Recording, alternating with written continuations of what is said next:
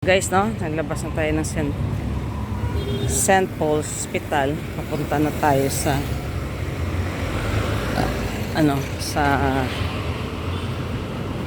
sa kung saan tayo nakastay, no.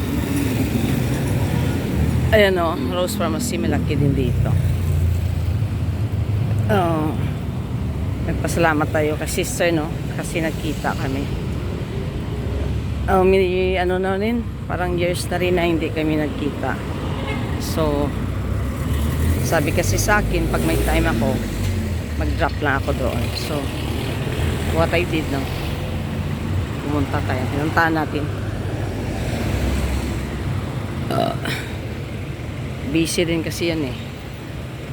Busy rin sa trabaho yun. Workaholic din yan.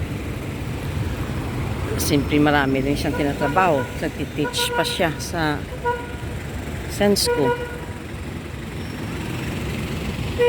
Kaya tayo maglalakad, no? Di ko pa alam kung saan ako liliko papunta lang. Kung saan ako nakatira, no?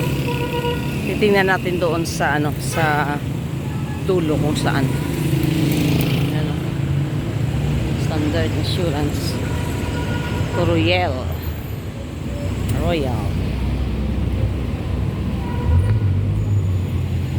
Okay. Ito yung main road ng guys. Ng